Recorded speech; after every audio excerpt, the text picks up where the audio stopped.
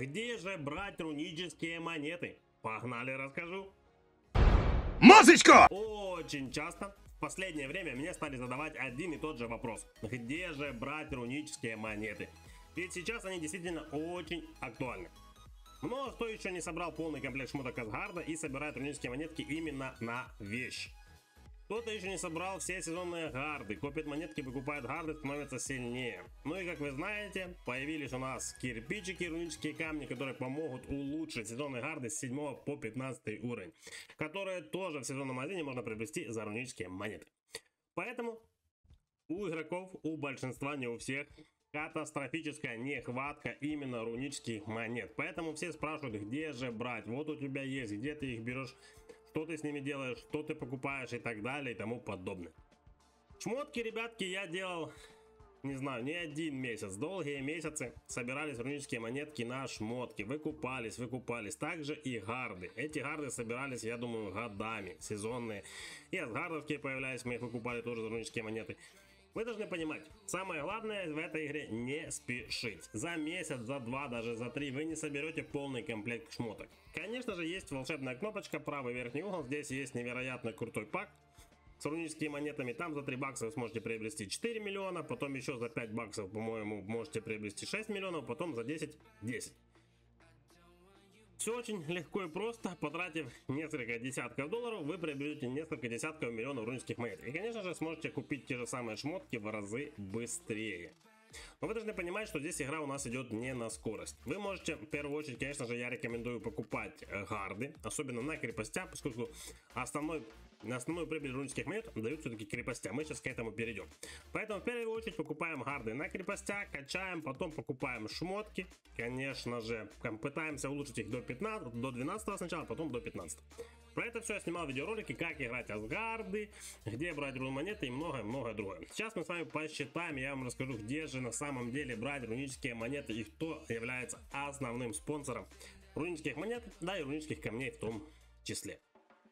Поэтому погнали, перейдем к ивентам. К сожалению, сейчас у нас понедельник, день тяжелый, битва кланов стартовала. Не могу я вам показать основной ивент, который дарит невероятно много рунических монет. Это, конечно же, я думаю, вы догадались, мини-асгард, который проходит каждую среду и воскресенье через воскресенье. То есть 6 мини-асгардов у нас проходит точнее 6 мини-асгардов проходит у нас каждый сезон. За мини-асгард в небесной схватке за личку вы получаете 2 миллиона 100 рунических монет. Если закрываете еще битву Т8, вы получаете еще, по-моему, 3,6. Итого 5,7 миллионов рунических монет вы сможете заработать за один мини-асгард. 5700. Ой, прошу прощения. Это один мини-асгард. Это мы дело умножаем на 6 и получаем 34 миллиона 200 тысяч. Вы можете заработать рунических монет, только играя мини-асгарды. Да, сейчас вы скажете, это тяжело, это невозможно, это нереально. Да, я с вами полностью согласен. Я долгие месяцы, даже долгие годы не закрывал небесные схватки поначалу, потом потихоньку начал закрывать. После этого я очень долго не закрывал Т8. Сейчас я закрываю и небесную, и Т8. Конечно же, я бы лучше не закрывал с такими затратами, как сейчас у нас уходят Т8, просто улетают. Но, тем не менее, закрывая, тратя Т8, мы зарабатываем рунические монеты. И поэтому у меня они более-менее копятся. То есть почти 35 миллионов я зарабатываю только на мини-асгардах.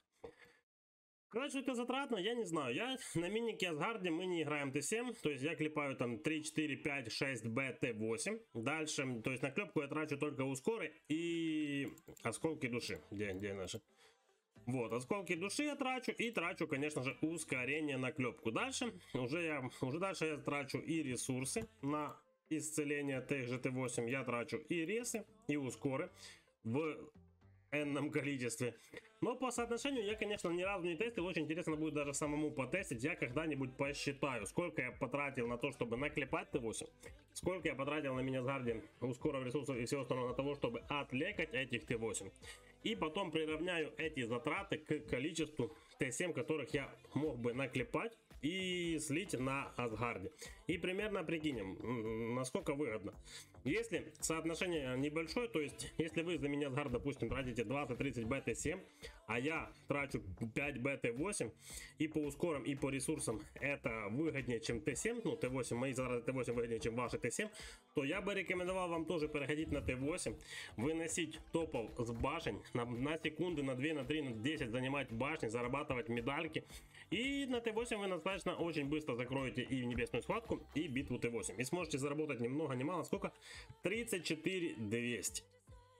Там все, что потребуется, это максимальный онлайн и самоотдача каждые 3 часа на мини Асгард. Дальше у нас битва кланов. У нас, кстати, невероятно крутая битва кланов против разрушителей кланов уже стартовала, но сейчас не об этом. Если соперники у вас относительно простые, вы всегда побеждаете, то вы легко сможете заработать еще дополнительно 2 миллиона рунических монет, рунических монет, рунических камней. Но опять же, сейчас игра дает рунические камни только с 40-м домиком. Подозрительно? Не думаю. Игра подталкивает нас всех к тому, что нам нужно идти на 40-е домики, чтобы мы максимально получали награды оттуда.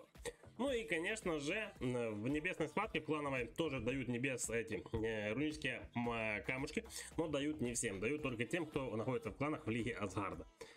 Тоже немножко подталкивают нас к тому, чтобы мы играли в больших кланах. По битве кланов, конечно, тяжело сказать, тут все зависит от соперников. Битва кланов, битва королевств, битва с ярость, все зависит от соперников. Если соперники позволяют, то вы с легкостью сможете закрывать и личные, и клановые ивенты. В этих ивентах нет абсолютно ничего сложного. Даже убивая захватов и тех же духов, вы сможете, ну, не на максимум, но закрывать те или иные ивенты. Ну и там ни много ни мало, сколько, 2 миллиона у нас дает битва кланов, миллион дает ярость, по-моему 300 или сколько дает битва королевств, то есть это уже получается 2, 3 с чем-то. Потом у нас там 200 или 300 дают хольмы, если выиграть 2 раза хольм, то, грубо говоря, еще миллионов там плюс-минус 5 можно добавить, я думаю. Добавляем к этой сумме еще миллионов 5 и получается 39 200. Также у нас есть еще большой Асгард, и у нас есть еще и Йота. Основные тоже поставщики рунических монет, ускорение золота и много другого. Честно, я уже не помню, сколько можно заработать за большой Асгард. Там, по-моему, тоже 5700 плюс еще, плюс Т4. Честно, я не помню сколько, ну, грубо говоря, 7,5. Пускай будет 7,5 рунических монет, я могу ошибаться. Ну и за Йоту плюс-минус я тоже, честно, еще не подсчитывал. Юбилейную я не записывал. Но обязательно следующая Йота у нас будет простая. Я там посчитаю, мы с вами прикинем, сколько там можно заработать. Но я думаю, там где-то миллионов тоже, где-то 8-9. Пускай будет 8500. Там же у нас и на Асгарде большом, и на Йоте есть часовые ивенты, которые тоже можно закрывать и зарабатывать рунические монеты. Таким образом, играя все глобальные ивенты своим кланом, вы сможете заработать 55 200. Это если вы все будете выигрывать, закрывать миники, закрывать Т8 и многое-многое другое. Но не стоит забывать и об обычных ивентах. Есть у нас недельные ивенты, которые проходят целыми неделями. То тут уже, как говорится, только ленивый их не закрывает. Тут можно в золоте можно закрыть, получить 300к, в духах, по-моему, чуть-чуть больше, если я не ошибаюсь, 400, 100 и 350, я ошибаюсь. И есть обычные ивенты, которые проходят там 20-48 часов. Здесь вы сможете заработать тоже там по 100к рун монет, но, грубо говоря, обычные ивенты приносят где-то 1-2 миллиона с недельными вместе за неделю. То есть, грубо говоря, где-то можно заработать около 7-8 миллионов. Давайте добавим 7,5 миллионов рунических монет, закрывая именно личные ивенты. То есть, если не лениться копать ресурсы, бить духов, копать золото и многое-многое другое, то есть вот жажда власти. Здесь надо наклепаться, либо подефить цитадельку, и вы закроете жажду власти на изи, как говорится. Здесь и обновление задания, как вы получите 100к. Плюс покопать ресурсы, по-моему, тут 80к, если я не ошибаюсь. 50 даже, 150, охота. 150 плюс 350 это у нас 500, плюс это 800. И у нас завтра будет невероятное ускорение процессов. До этого была охота, глаз и увеличение. Поэтому каждую неделю вы сможете зарабатывать плюс-минус где-то 2 миллиона рунических монет. Таким образом, за весь сезон вы сможете заработать около 63 миллионов рунических монет. Это если активно играть целый сезон, закрывать личные ивенты, клановые ивенты, побеждать, то довольно-таки неплохо получается целых 63 миллиона. Этих монет вам хватит на приобретение одной шмотки, даже двух шмоток за 40 и за 20. Также сможете купить себе гардосики, которые есть по 15, по 3, по 10, докупить, которых вам не хватает.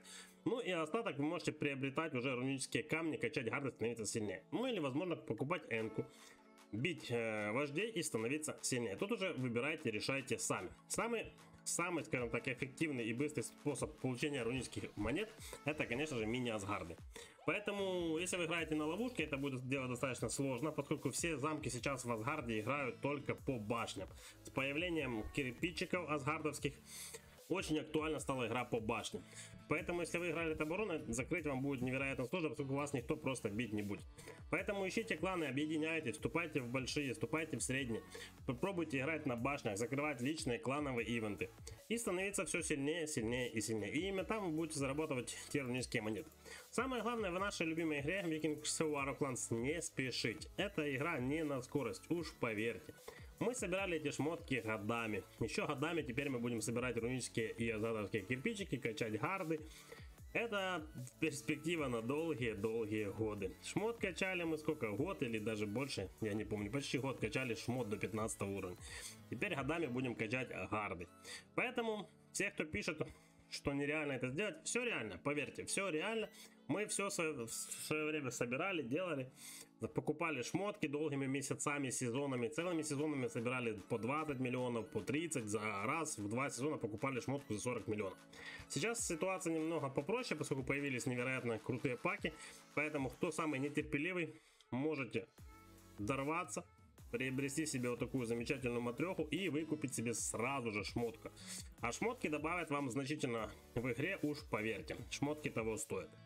Так что, ребятулечки, самый эффективный способ — это, конечно же, мини-асгарды. Дальше у нас большой асгард Йота. Ну и все остальные ивенты играем по возможности.